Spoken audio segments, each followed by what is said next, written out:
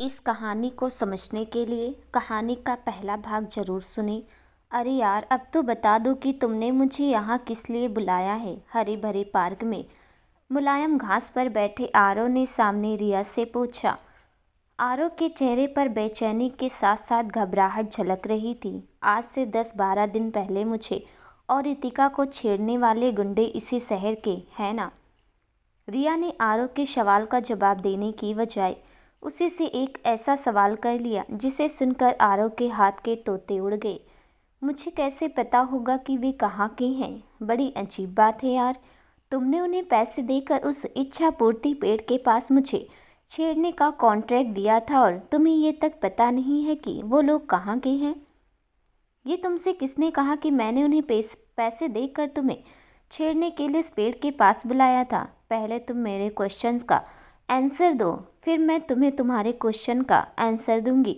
हाँ, मैंने उनके बॉस को उन्हें उस जगह पर भेजकर उन्हें तुम्हें छेड़ने का कॉन्ट्रैक्ट दिया था।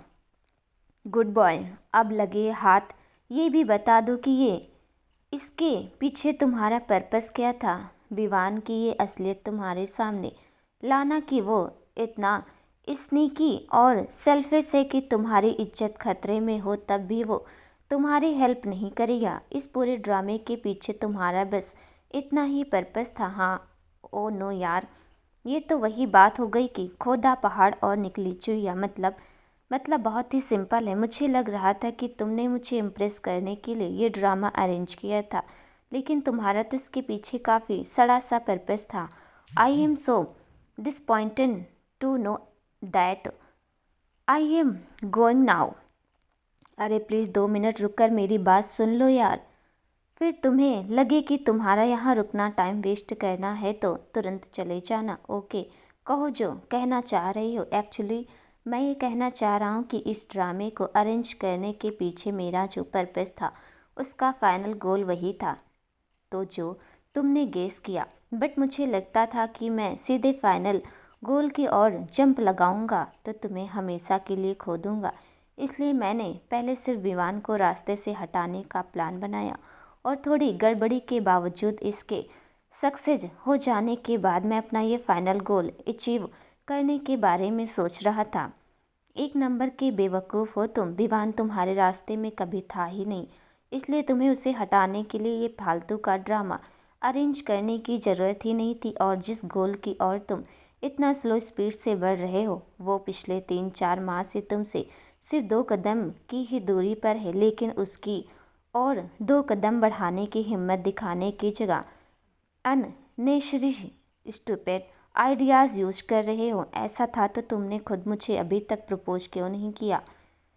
क्या तुम भी यही मानती हो कि 2 लोगों की प्यार की गाड़ी आगे बढ़ाने के लिए ड्राइविंग सीट संभालना मेल पार्टनर का ही ड्यूटी है? नो यार, मैं ऐसा तो नहीं मानती हूँ, बट आई थिंक किसी फीमेल पर्सन को किसी मेल पर्सन को सिर्फ एक किसी कंडीशन में प्रपोज करना चाहिए, जब उसे ये कंफर्म हो जाए कि उसका प्रपोजल रिजेक्ट नहीं होगा। बिकॉज किसी फीमेल पर्सन का प्रपोजल कोई मेल पर्सन रिजेक्ट कर दे तो वो उसके लिए किसी मेल पर्सन का प्रपोजल किसी फीमेल पर्सन की रिजेक्ट कर देने से ज़्यादा शॉकिंग होता है। और इसका रीज़न ये है कि जनरली मेल पर्सन्स के कंपैरिजन में फीमेल पर्सन्स ज़्यादा इमोशनल होती है। I agree with you, but तुम्हें ऐसा क्यों लगता है कि मैं तुम्हारा प्रपोजल रिजेक्ट भी कर सकता हूँ? तुम मुझसे ज़्यादा इतिका के साथ रहते थे और वो अक्सर तुम्हारे साथ इस तरह बिहेव करती थी जैसे वो तुम्हारी जनरल फ्रेंड ना होकर तुम्हारी गर्लफ्रेंड या लवर हो। इसी वजह से मैं तुम्हें प्रपोज करने से खुद को रोकती रही। अब तो तुम्हारी ये मिसअंडरस्टैंडिंग दूर हो गई ना? हाँ, तो अब क्यों मुझे प्रपोज नहीं कर रही हो? तुम ही कर दोगे तो तुम्हारा क्या बिगड़ जाएगा? कुछ नहीं तो करो ना। Okay, just wait for 1 minute, कहकर आरव उठा और पास नजर आ रहे गुलाब के एक पौधे की ओर बढ़ गया। आंटी, इतिका कहाँ है? इतिका के घर में दाखिल होकर आरव ने हॉल में बैठी सरस्वती से पूछा, लेकिन शायद आरव पहले से ही जानता था कि इतिका कहाँ होगी, इसलिए वह सरस्वती के मुंह से अपने कमरे में सुनने से पहले उसने अपने कदम इतिका के कमरे की ओर बढ़ा दिए थे। आरव के इतिका के कमरे में दाखिल होते ही अंदर बेड पर लेटी इतिका ने उठकर बैठते हुए पास में पड़ी एक चेयर की ओर इशारा करके अनमने ढंग से कहा, आओ आरव बैठो। थैंक्स कहकर आरव कुर्सी का मुंह इतिका की ओर घुमाकर बैठ गया। Is everything fine? कुछ पलों तक खामोशी के साथ आरव के चेहरे का मुआयना करने के बाद इतिका ने पूछा, हाँ बट हमारे उस प्लान की वजह से हमारे लिए बहुत बड़ी मुसीबत खड़ी हो सकती थी, क्योंकि रिया सिर्फ तोड़ फोड़ करने में ही एक्सपर्ट नहीं है बल्कि तो माइंड एम्प्लॉय करने में भी एक्सपर्ट है। उसने हमारे भाड़े के गुंडे के कोई लफड़ा करते हुए अरेस्ट हो जाने की वजह से आज के न्यूज़पेपर्स में छपी उन गुंडों की तस्वीरें देखकर और उनके इस शहर की ही होने की बात पढ़कर ये गेस कर लिया कि उन लोगों का उस दिन यहाँ से 20-22 किलोमीटर दूर उसी सुनसान जगह पर जाकर जिस दिन हम लोग वहाँ गए थे शराब पीना और तुम दोनों को छोड़ना किसी एंगल से को इंसिडेंट नहीं था, बल्कि ये एक प्री प्लान इंसिडेंट था और उसे अरेंज करने का मोटिव सिर्फ मेरे पास था। वो अब तक इसी को इंसिडेंट उसकी तारीफ़ों के पुल बाद में बांध लेना। फ़िलहाल पहले तो मुझे बता दो कि वो उस इंसिडेंट की रियलिटी जानने के बाद तुमसे नाराज़ तो नहीं हुई ना? अरे उसके नाराज़ होने का तो क्वेश्चन ही क्रिएट नहीं होता है यार, क्योंकि उसके दिल में भी मेरे लिए वैसी फीलिंग्स थी जैसे मेरे दिल में उसके लिए थी। आरव की बात सुनकर इतिका की आंखों में दर्द की गहरी परछाइयाँ उभर आई, लेकिन उसने तुरंत मुस्कुराहट का आवरण ओढ़ कर अपनी आंखों के दर्द को छुपा लिया और आरव की ओर हाथ बढ़ाकर बोली, कॉन्ग्रेचुलेशंस, तुम ये जानकर खुश तो हो ना? आरव ने उसके बढ़े हुए हाथ को अनदेखा करके उसकी आंखों में झांकते हुए उससे सवाल किया, अरे कैसा स्टूपिड क्वेश्चन कर रहे हो यार? मेरे बेस्ट फ्रेंड को उसके प्यार की मंजिल मिलने पर मुझे खुशी नहीं होगी तो दुख होगा क्या? तो फिर इतनी उदास क्यों लग रही हो? मैं खुश होने के साथ साथ काफ़ी उदास भी हूँ, इसलिए। और तुम उदास किस लिए हो? तुम्हारी फ्रेंडशिप खोने के डर की वजह से? इट मीन्स तुम्हें लगता है कि मुझे मेरे प्यार की मंजिल मिलने से मैं तुम्हारे साथ फ्रेंडशिप तोड़ सकता हूँ? नहीं तो फिर मुझे लगता है रिया कुछ दिनों के लिए हम दोनों की फ्रेंडशिप पर ऑब्जेक्ट करेगी और तुम्हें हम दोनों फ्रेंडशिप और तुम दोनों के रिलेशन में से सिर्फ किसी एक को चुनने का ऑप्शन देगी, जिसके बाद तुम्हें ना चाहते हुए भी हम दोनों की फ्रेंडशिप को अलविदा कहने के लिए मजबूर होना पड़ेगा। अरे ऐसा कुछ नहीं होगा यार, और हुआ तो मैं हम दोनों की फ्रेंडशिप को चुनूँगा। इट मीन्स तुम्हारे लिए हम दोनों की फ्रेंडशिप रिया के साथ से ज़्यादा मायने रखती है। Itika please don't compare to different relation to each other, because ये दोनों रिश्ते मेरे लिए अलग अलग इम्पोर्टेंसी रखते हैं और मैंने इन्हें एक दूसरे से कभी कंपेयर ना करने का डिसीजन ले रखा है, ताकि मेरे इन दोनों रिश्तों के बीच इम्पोर्टेंसी के मैटर को लेकर कभी टकराव ना हो। नाइस थिंकिंग, बट अनफॉर्चुनेटली कभी दोनों के बीच टकराव हो गया तो मैं दोनों में से उस रिश्ते का पार्टनर का साथ छोड़ूंगा जिसे दूसरे रिश्ते पर ऑब्जेक्शन होगा। Promise promise. थैंक्स कहकर इतिका अपनी जगह से खिसक कर आरव की ओर बढ़ी और उसके गले लग गई। कमरे के गेट पर दी गई दस्तक की आवाज़ सुनकर अंदर बैठकर स्टडी कर रहे आरव ने जवाब दिया, मेरे आने से तुम्हें डिस्टर्ब तो नहीं हुआ ना? इतिका ने अंदर दाखिल होकर आरव से सवाल किया। इतिका तुम्हारी तबीयत तो ठीक है ना? क्यों, मेरी तबीयत को क्या हुआ? आज तुमने मेरे कमरे में आने से पहले नॉक किया और अब बैठने से पहले पूछ रही हो कि तुम्हारे आने से मुझे डिस्टर्ब तो नहीं हुआ, इसलिए मुझे लगा कि शायद तुम्हारी तबीयत ठीक नहीं है। ओह अरे, ये तो मैं थोड़ी दिनों बाद तुम्हारे कमरे में आने से पहले की जाने वाली फॉर्मेलिटीज़ की रिहर्सल्स कर रही थी। पागल हो गई हो तुम? अरे थोड़े दिनों बाद ऐसा कुछ नहीं होने वाला है जैसा तुम सोच रही हो। इट मीन्स रिया के इस घर में आ जाने के बाद भी मुझसे तुम्हारे कमरे में बिना नॉक किए आने की फैसिलिटी नहीं छीनी जाएगी। ये तो मुझे पता नहीं है, क्योंकि आज के दौर में आमतौर पर शादी के बाद किसी भी मेल का पर्सन का घर और बेडरूम उसकी वाइफ का हो जाता है और वही डिसाइड करती है कि किसे बिना नॉक किए आने देना है और किससे ये फैसिलिटी छीनना है। बट मुझे लगता है कि रिया इस घर में कभी नहीं आएगी, इसलिए तुमसे इस घर या मेरे कमरे में आने की फैसिलिटी छीने जाने की कोई चांसेस नहीं है। ये तुम आज कैसी बातें कर रहे हो? कॉलेज छोड़ने के बाद से डेली 24 घंटे में से 16-17 घंटे कंपटीशन एग्ज़ाम्स की तैयारी में लगे रहने की वजह से कहीं तुम्हारा मेंटल बैलेंस तो नहीं बिगड़ गया? नहीं यार, ऐसा कुछ नहीं हुआ, मेरा मेंटल बैलेंस बिल्कुल सही है।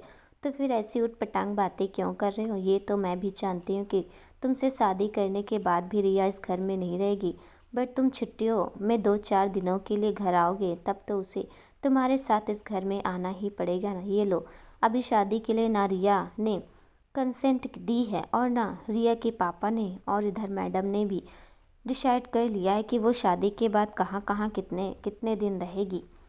आरव, आज 1 अप्रैल भी नहीं है, फिर क्यों आज सुबह सुबह मुझे बेवकूफ़ बनाने की कोशिश कर रहे हो तुम? अरे कहाँ बेवकूफ़ बना रहा हूँ यार, जो रियल कंडीशन है वही तो बता रहा हूँ। रिया के डैड ने हम दोनों की शादी के लिए कंडीशनल कंस्टेंट कंसेंट दी है। इट मीन्स मैं टाइमली कोई बड़ा जॉब हासिल करके रिया के डैड की कंडीशन फुलफ़िल नहीं कर पाया तो रिया को लाइफ पार्टनर बनाने का मेरा ख्वाब कभी पूरा ना होने वाला ख्वाब बनकर रह जाएगा। डोंट वरी, ऐसा कुछ नहीं होगा। यदि मैं इस नवरात्रि में माँ जगजननी मनाने में कामयाब हो गई तो तुम्हारे नेक्स्ट एग्ज़ाम में ही सिलेक्शन हो जाएगा, अदरवाइज़ तुम्हें थोड़ा वेट करना पड़ेगा। अरे मेरे सिलेक्शन के लिए तुम क्यों बेवजह माँ जगजननी को मना रही हो? तुम मेरे बेस्टी हो और तुम्हारी खुशियाँ मेरे लिए इस पूरी दुनिया में हर चीज़ से ज़्यादा मायने रखती है। इसलिए अब मेरी सुबह की पूजा का टाइम हो गया, इसलिए मुझे घर वापस जाना पड़ेगा। बाय कहकर रितिका आरव की प्रतिक्रिया का इंतजार किए बिना ही कमरे से बाहर निकल गई। रिया, तुम्हें पता है कि आज क्या है? आरव ने मोबाइल के स्क्रीन पर नज़र आ रही रिया से सवाल किया। आज क्या है यार? तुम्हारा बर्थडे तो 2 माह पहले ही गुजर गया है और हम दोनों के एक दूसरे से प्यार का इजहार करने की डेट आने भी पूरी 21 दिन बाकी है। इसलिए मेरे अकॉर्डिंग तो आज कुछ भी स्पेशल नहीं है। आज फिर भी आज कुछ ऐसा हो जो मुझे याद रखना चाहिए था तो मुँह टेढ़ा करने की बजाय उसके बारे में मुझे बता दो। नेक्स्ट टाइम तुम मेरे बर्थडे या इसके जैसा कोई ख़ास दिन भूल जाओगे तो मैं तुम्हें याद दिला दूँगी। रिया ने जवाब में कहा। थैंक्स, बट आज ऐसा कुछ खास नहीं है, बस मैंने ऐसे तुम्हारे दिमाग की कसरत कराने के लिए ये बेरिस्पैर की बात बोल दी थी। आई am so sorry for it. It's okay, मैं तुम्हें बाद में कॉल करती हूँ बाय। रिया कहकर रिया ने कॉल डिस्कनेक्ट कर दी, जिसके बाद आरव के चेहरे पर घोर निराशा के भाव भर आए। बेटा, क्या मैं अंदर आ सकती हूँ? जिस समय आरव ने हताश मन से अपना मोबाइल बिस्तर पर पटका, ठीक उसी समय उनके कानों में सरस्वती का ये सवाल पड़ा। अरे आंटी जी, ये कैसी बात कर रही हैं आप? आपको कभी भी मेरे कमरे में आने के लिए मुझे परमिशन लेने की ज़रूरत नहीं है। प्लीज़ कम इन। आरव ने अपने चेहरे पर मौजूद हताशा के भाव को कृत्रिम मुस्कुराहट के आवरण से छिपाने का प्रयास करते हुए गेट पर खड़ी सरस्वती की ओर देखकर जवाब दिया। आरव का जवाब सुनने के बाद सरस्वती उनके कमरे में अंदर आ गई। क्या हुआ आंटी जी, आपके चेहरे पर दुविधा के इतने बादल क्यों छाए हुए हैं? आरव ने हैरान परेशान स्वर में पूछा। बेटा, मेरी समझ में नहीं आ रहा है कि मैं मेरे चेहरे पर दुविधा के बादल छाने की वजह तुमसे कैसे कहूँ। अरे आंटी जी, आपको कोई भी बात कहने के लिए इतना टेंशन लेने की ज़रूरत नहीं है, क्योंकि मैं आपके लिए आपके बेटे जैसा हूँ। Please tell me what are you want to tell me. दरअसल बात यह है कि मुझे लग रहा है कि कुछ दिनों से रितिका तुमसे हद से ज़्यादा प्यार करने लगी है। इसलिए मैं चाह रही हूँ कि मुझे तुम्हारे मम्मी पापा से बात करके तुम दोनों की शादी के साथ शादी करवा देनी चाहिए एक दूसरे से। रितिका से मैंने इस बारे में बात की तो उसने मेरी बात को सीरियसली नहीं लिया, इसलिए मजबूरन मुझे तुम्हारे पास आना पड़ा। मुझे पता है कि मेरे मुंह से ये बात सुनकर तुम्हें बहुत अजीब लग रहा होगा, पर मेरे पास इसके अलावा कोई और विकल्प नहीं था, इसलिए मुझे माफ़ शब्दों में ये बात कहनी पड़ी। डोंट वरी आंटी जी, ये बात आपने किसी और से नहीं बल्कि अपने खुद के बेटे से कही है, इसलिए इस बात के लिए आपको इतना परेशान होने की ज़रूरत नहीं है। बट मुझे लगता है कि आपको कोई मिसअंडरस्टैंडिंग हुई है, क्योंकि रितिका और मेरे बीच फ्रेंडशिप से ज़्यादा कुछ नहीं है। मुझे भी यही लगता था, पर आज सुबह उसकी सीक्रेट डायरी मेरे हाथ लगी तो मेरी ये गलतफहमी दूर हो गई। तुम इसे पढ़ो और फिर मुझे बताना कि इसे पढ़कर मुझे कोई गलतफहमी हुई है या मेरी गलतफहमी दूर हुई है। कहकर सरस्वती अपने साथ लाई एक डायरी आरव को थमाकर कमरे से बाहर चली गई। सरस्वती के जाने के बाद आरव ने उसकी थमाई डायरी खोली और पढ़ने लगा।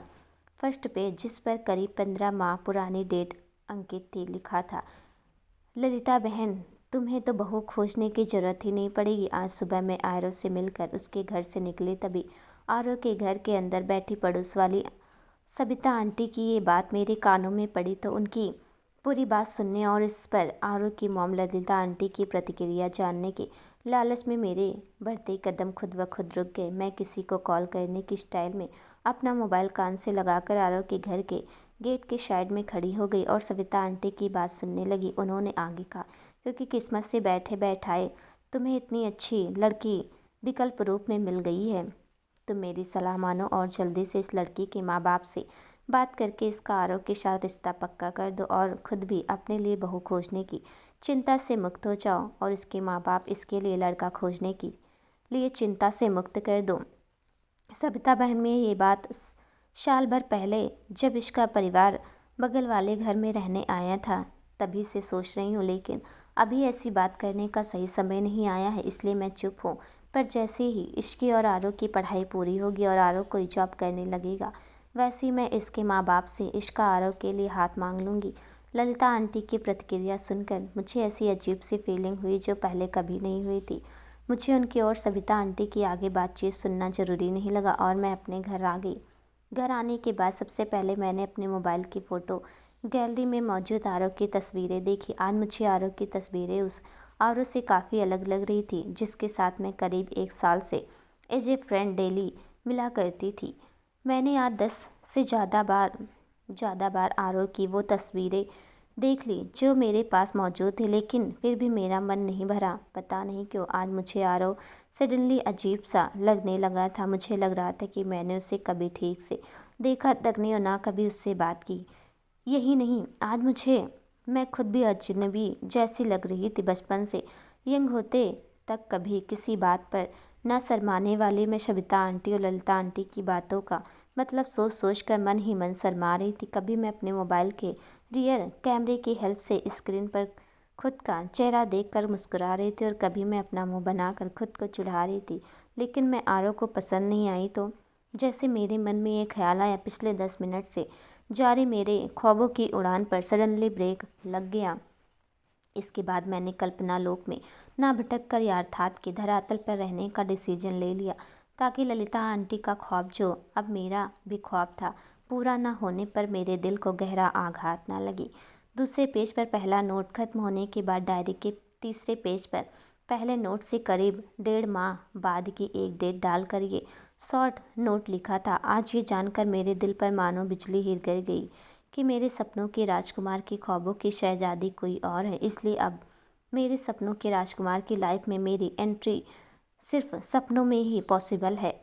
इस नोट से करीब 2 माह बाद की डेट डालकर अगले पेज से ये एक और शॉर्ट नोट लिखा था। आज मैंने मेरे सपनों के राजकुमार को उसके ख्वाबों की शहजादी को पाने के लिए एक ऐसा आइडिया दिया जो सही ढंग से एग्जीक्यूट हो गया तो मैं मेरे सपनों के राजकुमार को हमेशा के लिए खो दूंगी। क्या मैंने ऐसा करके कोई भयानक भूल कर दी? नहीं, ये मेरी भूल नहीं है, क्योंकि इसकी वजह से मुझे मेरे सपनों के राजकुमार के चेहरे पर काफ़ी दिन बाद सुकून की मुस्कुराहट देखने को मिली और ये देखकर मेरे दिल को काफ़ी सुकून मिला। इस नोट के 7 दिनों बाद की डेट एक आखिरी नोट लिखा हुआ था। आज मेरे सपनों के राजकुमार और उसकी ख्वाबों की शहजादी ने एक दूसरे से अपने अपने प्यार की इजहार कर दिया, जिससे मेरे अरमानों की बस्ती का उजड़ना लगभग तय हो गया है। अब मेरे ख्वाबों का शीश महल सिर्फ एक इसी कंडीशन में टूटने से बच सकता है और वो कंडीशन ये है कि मेरे सपनों के राजकुमार को टाइमली कोई बड़ा जॉब नहीं मिल पाए। पर फिर भी न जाने क्यों मेरा मन हो रहा है कि मैं ईश्वर से प्रार्थना करूं कि मेरे सपनों के राजकुमार को जल्द से जल्द कोई बड़ा जॉब मिल जाए ताकि मैं उसके और उसके ख्वाबों की शहजादी के मधुर मिलन को देखकर सुकून की नींद सो सकूं।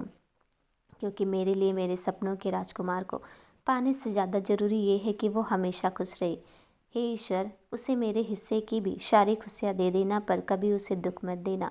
सारे नोट्स पढ़ने के बाद आरव की आंखें नम हो गई। उसने डायरी बंद करके पेंट में फंसाई और बाहर नजर आ रहे डायरी के हिस्से को टी शर्ट से ढककर अपने कमरे से बाहर निकल गया। आंटी इसे चुपके से वहीं रख दीजिएगा जहाँ से ये आपको मिली थी। इतिका के घर जाकर आरव ने उसकी डायरी सरस्वती को थमाते हुए कहा तो सरस्वती ने बिना कुछ कहे वो डायरी ले ली। आंटी इतिका कहाँ है? आरव ने कुछ पलों तक आसपास के कमरों की और नजरें दौड़ाने के बाद पूछा। पूजा घर में। सरस्वती का जवाब सुनने के बाद आरव हॉल में संलग्न 2 कमरों के बीच मौजूद एक छोटे से कॉरिडोर की ओर कदम बढ़ा दिए। मैडम जी, क्या आप 2 मिनट के लिए अपनी पूजा रोक सकती हैं? कॉरिडोर के आखिरी छोर पर बने पूजा घर की ओर देखकर प्रणाम करने के बाद आरव ने अंदर बैठी इतिका से पूछा। जवाब में इतिका ने आरव की ओर देखकर इनकार की मुद्रा में सिर हिला दिया और हाथ के इशारे से उसे 2 मिनट रुकने के लिए कह दिया। ठीक है कहकर आरव इतिका के कमरे में जाकर बैठ गया। अभी तक डॉक्यूमेंट्स वेरिफिकेशन कराने के लिए निकले क्यों नहीं? 2-3 मिनट बाद कमरे में दाखिल होकर पूजा की थाली आरव की ओर बढ़ाते हुए इतिका ने सवाल किया। मुझे मेरे ओरिजिनल डॉक्यूमेंट्स नहीं मिल रहे हैं, इसलिए मैं आज उनका वेरिफिकेशन नहीं करा पाऊँगा। दोनों हाथों से कपूर की ज्योति लेकर सिर के ऊपर हाथ घुमाने के बाद आरव ने जवाब दिया। ये तुम किस फ्लॉप मूवी में देखा हुआ बेहुदा जोक मुझे सुना रहे हो? अरे ये कोई जोक नहीं है यार, रियलिटी है। अरे पर ये कैसे हो सकता है कि तुम्हें घर में रखे तुम्हारे ओरिजिनल डॉक्यूमेंट्स नहीं मिल रहे हैं? I don't know. तुमने अच्छी तरह से अपना रूम चेक किया? सुबह से 10 बार चेक कर लिया। एक बार मैं चेक करके देख लो, बट इससे सिर्फ तुम्हारा टाइम ही वेस्ट होगा क्योंकि मैं ऑलरेडी अपने रूम का हर कोना चेक कर चुका हूँ। यानी प्रॉब्लम अनसॉल्व है। हाँ सुनो, यदि तुम आज डॉक्यूमेंट्स वेरीफाई करने वाली अथॉरिटी के सामने जाकर डॉक्यूमेंट्स वेरीफाई ना करा पाने का रीज़न बताओगी तो इसके लिए कोई रियनेस्ट डेट नहीं मिल पाएगी क्या? नहीं। ओ गॉड, अब क्या करें? कुछ नहीं, क्योंकि हमारे करने लायक कुछ है ही नहीं। अब तुम इस बात को अपने दिमाग से निकालो और जल्दी से ड्रेस चेंज करो। मैं 10 मिनट बाद तुम्हें लेने आ रहा हूँ। किस लिए? तुम्हें तुम्हारी उस पसंदीदा जगह पर घुमाने ले जाने के लिए, जहाँ घुमाने ले जाने की डिमांड तुम मुझसे पिछले 1-1.5 साल से कर रही हो। अरे ओ पागल लड़के, मेरी बात तो सुनो। इतिका को लगा कि आरव को रोकने की कोशिश करना बेकार है तो वह उससे ध्यान हटाकर अपनी कबर्ड की ओर बढ़ती हुई बोली। इतिका, इस लड़के को तो समझ पाना तेरे बस की बात नहीं है। शाले को मैं पिछले 1.5 साल से मेरी फेवरेट जगह पर ले जाने के लिए कन्विंस कर रही हूँ, लेकिन उस जगह पर ले जाना तो दूर, मुझे कभी किसी रेस्टोरेंट में ले जाकर एक कप कॉफ़ी तक नहीं पिलाई और आज बिना कहे मुझे मेरी फेवरेट जगह पर ले जाने की जिद कर रहा है। एनीवे, जैसा भी है बड़ा क्यूट।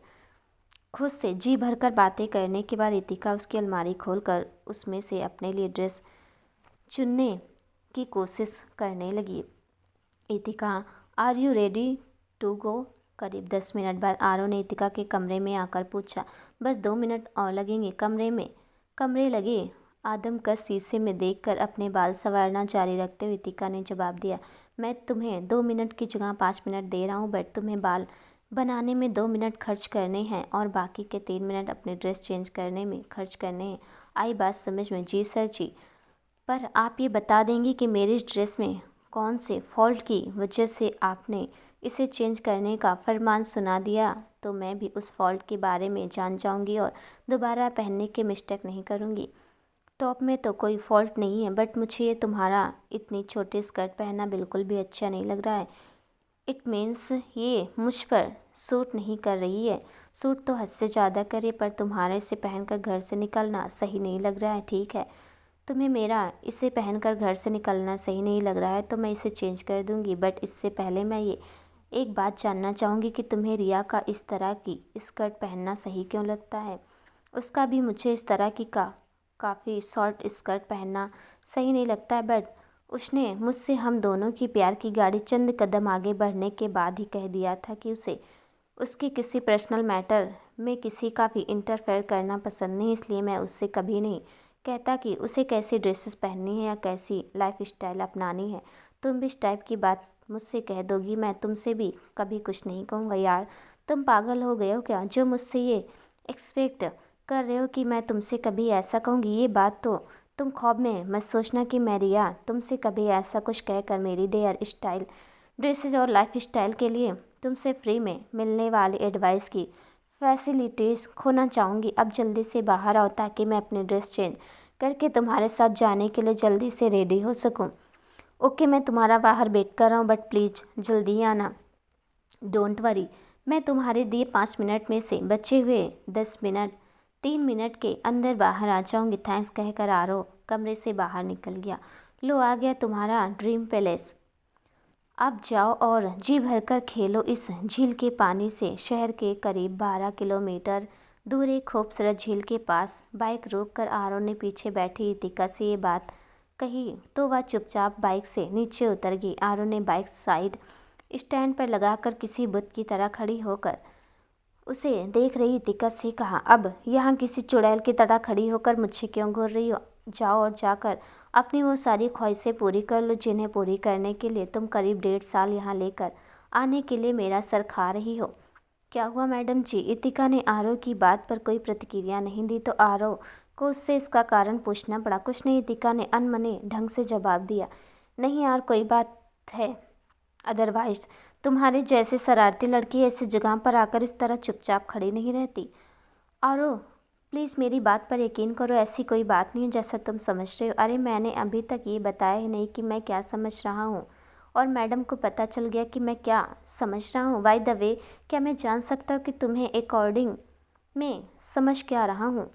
आरव प्लीज़, आज तुम मुझे तुम्हारे कोई भी क्वेश्चन का आंसर देने के लिए फोर्स मत करो, बिकॉज मैं आज तुम्हारे किसी भी क्वेश्चन का आंसर दे पाने की कंडीशन में नहीं हूँ। ठीक है, नहीं करूँगा, बट मैं तुम्हें मेरे इस एक क्वेश्चन का आंसर तो देना ही पड़ेगा कि यदि शादी के बाद हम दोनों के घर पहले मेल बेबी आया तो हम लोग उसका नाम क्या रखेंगे? मैं ये इसलिए नहीं पूछ रहा हूँ कि फर्स्ट बेबी गर्ल हुई तो हम उसका नाम क्या रखेंगे, क्योंकि हम लोगों के घर आने वाले फीमेल बेबी का नाम ऑलरेडी मैंने सोच रखा। यार मुझे लगता है कि पिछले 1 साल से बिना ब्रेक लिए डेली 16-17 घंटे कंपटीशन एग्ज़ाम्स की तैयारियों में लगे रहने की वजह से मेंटल बैलेंस बिगड़ चुका है, और तुम मुझे रिया समझकर वे सारी बातें कह रहे हो जो तुम रिया से कहना चाहते थे। नो मैम, पिछले 1 साल से बिना ब्रेक लिए डेली 16-17 घंटे कंपटीशन एग्ज़ाम की तैयारी में लगे रहने की वजह से मेरा 1 साल पहले गड़बड़ाया हुआ मेंटल बैलेंस सही हो चुका है, क्योंकि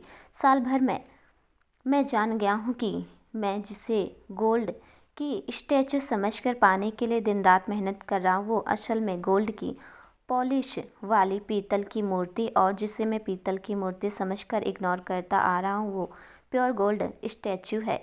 यार तुम्हें जो कहना है साफ शब्दों में कहो। मेरे हाई स्कूल के हिंदी के टीचर की तरह उपमा देकर मत समझाओ, क्योंकि इस तरीके से समझाई जाने वाली बातें मेरे सिर के ऊपर से निकल जाती है। नो प्रॉब्लम, मैं तुम्हें अपनी बात साफ शब्दों में समझा देता। एक्चुअली मैं तुमसे ये कहना चाह रहा हूँ कि सॉरी, तुम्हें ये बात जानने के लिए थोड़ा इंतज़ार करना पड़ेगा, क्योंकि मेरे मोबाइल पर रिया की कॉल आ रही है और उसकी कॉल रिसीव नहीं करूँगा तो वो बार बार कॉल करके हम दोनों को डिस्टर्ब करती रहेगी।